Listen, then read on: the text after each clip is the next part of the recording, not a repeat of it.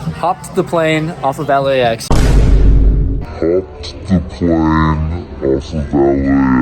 And here we go with all the friends at Hustler. We're playing on Max Payne Monday. Gonna play a little bit friendlier stakes today, and it's gonna just be fun. And today I'm gonna test myself. No punting allowed today, straight discipline. Let's try to win some money today. I've gotten some practice online. If you want to join me from the comfort of your home, click the link in the description below. You get a friendly little chip bonus if you use my name when you sign up. So we're gonna play some poker. Let's play some cards. 10, 20, 40 is the game, and we're gonna try our best to win. This is a new thing. New year, new me.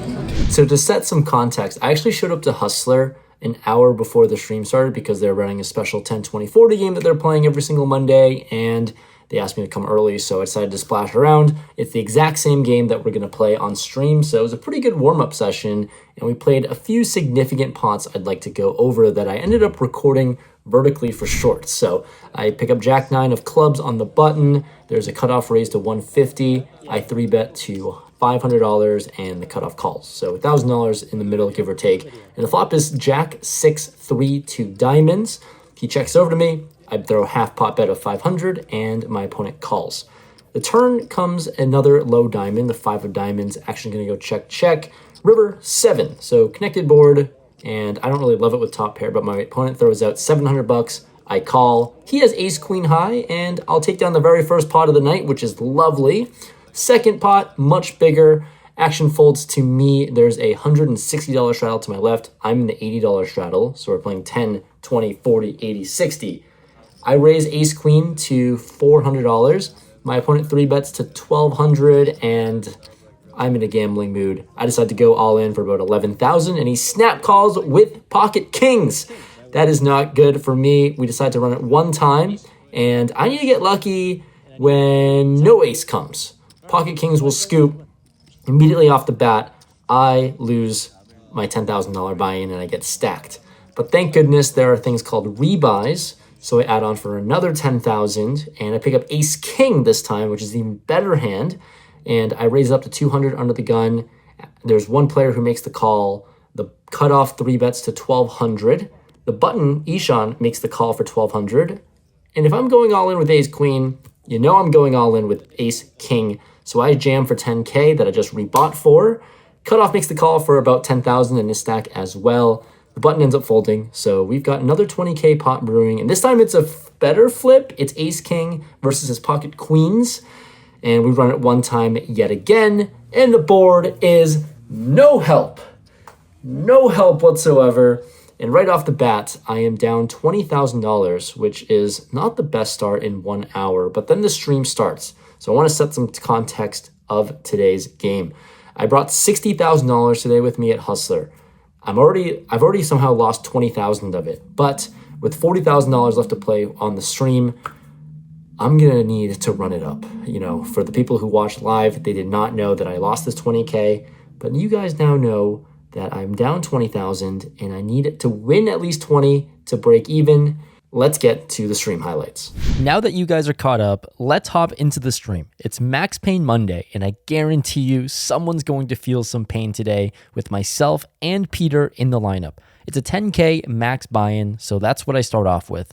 Early in the night, we're playing a version of Progressive Squid, so everyone's incentivized to win the pot, and Sashimi, with only $2,000 in her stack, goes all in first to act. Everyone folds it to me, and I'll start off with a friendly pot seeing a pair of 3s. There's lots of hands I think I could be flipping against, so I'm happy to gamble. That is until she just shows pocket aces. Well, it looks like I'll donate $2,000 to Sashimi. I mean, this is definitely not how I wanted to start the stream after losing $20,000 earlier, but the beat goes on after losing this pot. I top back up to 10,000 in my stack, and we're on to the next. 2 hands later, we get another chance to win my money back. I look at ace 5 with the $200 straddle on, and I raise it up to 500. Peter on my left makes the call, and the straddler does too. Off to a flop of ace 9, 8, 2 spades. This is a pretty great flop, and it's as good as I can ask for with my hand.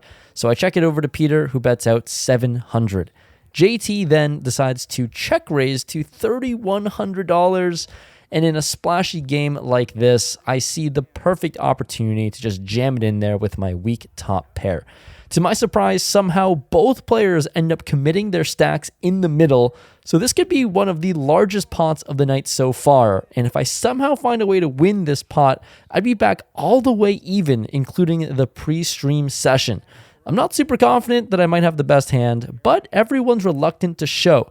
So perhaps I'll win a hand for once today. 3 of diamonds to blank. Ace-5 now, way in the lead. The river. How about a spade 7? Here we go. It is a spade, and JT is going to win it all. Whose cards are what? And it seems like I can't catch a break today. But there's one thing for sure, is that I am way too stubborn to quit. I reload for another $10,000, and 3 minutes later, more fireworks. The $100 straddle is on this time, and I raise a very pretty looking ace-10 of diamonds to $400. Peter makes the call, and in the small blind, Coco 3-bets to $2,000. What's even more surprising is that 2 players call this $2,000 3-bet. So now I'm sitting here with $6,000 in the middle to fight for. Why not spin the wheel again and gamble with a decent hand? I shove for my $10,000 stack that I just topped up, and madness happens.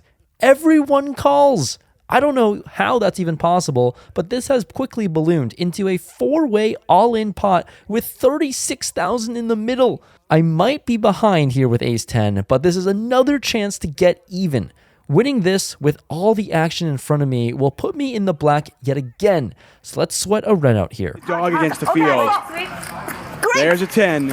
And their hearts. Wow, Coco's got a royal draw. I don't want to ace. I want to. Here we go. King of hearts. Oh, man. Heart. Rampage is the best hand right now. And he's got diamonds. How much you have? So easier. They all gone.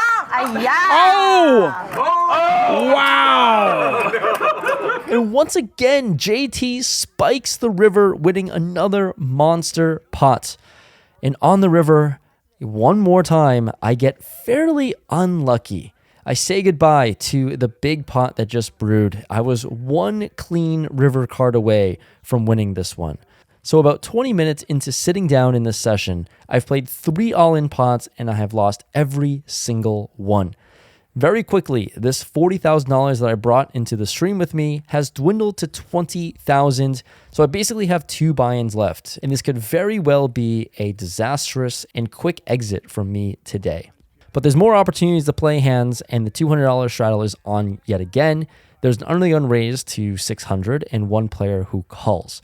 I'm sitting on the button with Jack 8 suited, and since everything's gone so poorly, why not jack things up to $2,000? I'm trying to squeeze out some players out of the hand. And well, as everyone folds, what's even more disastrous is that Raver in the straddle jams for $4,500. Nico's jams his stack in there as well for $3,400. And after putting $2,000 in, I can't possibly fold. So I've kind of put myself in a real spot to gamble with a very bad hand. But at some point, the luck must turn around, right? For a much smaller pot, but an all-in nonetheless. I'm praying to find a way to win just for morale at this point. Nico's hit the ace. Still good. It's good for someone.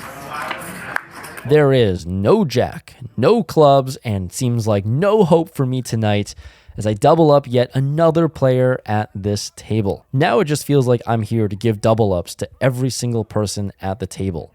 But the issue is I actually don't have enough money to play for now. After losing $30,000 in the very first hour of the game, I'm already down to my last bullet. I've got $10,000 left and a dream. It's time to sun run or go home. Back on the saddle we go. Sam on my right raises to $400, and in an effort to not have this pot go 17 ways, I 3-bet to $1,200 with my 10-9 suited. I really don't think I have much of a chance to win multi-way pots, but getting this heads up, I feel like I have a much better chance. So when action folds back around to Sam, he makes the call, and we get our wish to play heads up. Flop is Queen Jack 5, 2 spades, so flopping a straight draw here is definitely something I can work with. I start with a small bet of $800, and my opponent comes along for a call. The turn comes another queen, bringing in 2 flush draws out there, and when he checks it over to me, I still want to try and bluff out some better hands somehow. Worst case, I can always bluff it all on the river at least, and I take a stab at it betting $2,000, and this won't work. My opponent goes all in. So I actually think he saved me some money, knowing that the king would have been a death card for me if it came on the river. And I also don't commit myself and bluff it all off on the river, which I probably would have done. But once again, of course, losing another hand, giving a new opponent this time more of my money. After 2 hands goes by, I put on the $200 straddle and I see one player who limps in. Coco raises to $1,000. Sam on my right makes the call, and it's safe to say at this point, I'm pretty tilted, not having won a single pot I've entered, and everyone is playing quite shallow, so Ace-Jack seems to qualify enough to be an all-in. What's sad is that both players that have chips also have qualifying hands, and they are much, much, much better than mine. But for how unlucky I've been today, can I at least win this one? Rampage. Yeah, the side pot is like $600. There's the ace.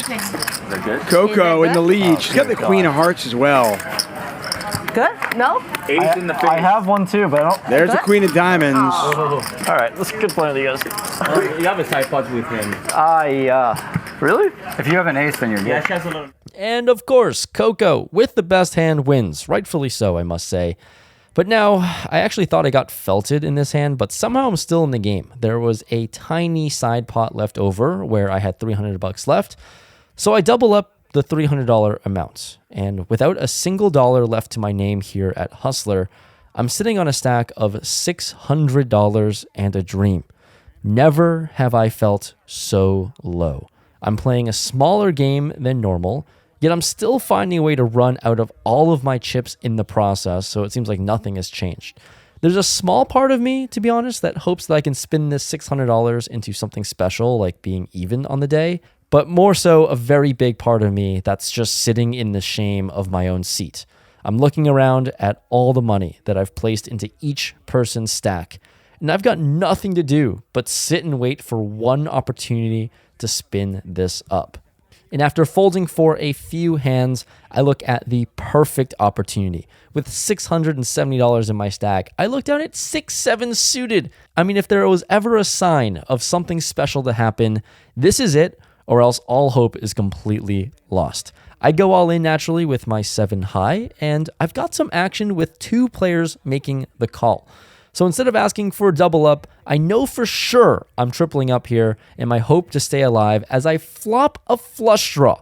I've genuinely never been more confident that I'm going to win this hand.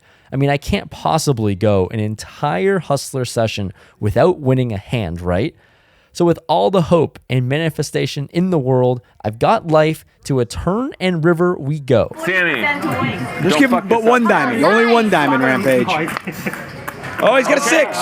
Okay, 6, a 7, or a diamond. Just give me the pot. Diamond 6-7. Just give me 6-7. All right. 6-7. Good plan to you guys. 6-7. Somehow, some way, I brick it all. And this was one way to make an entrance and exit just after 90 minutes of poker on stream. 7 all-in pots played, and I can't even showcase a single hand I won today.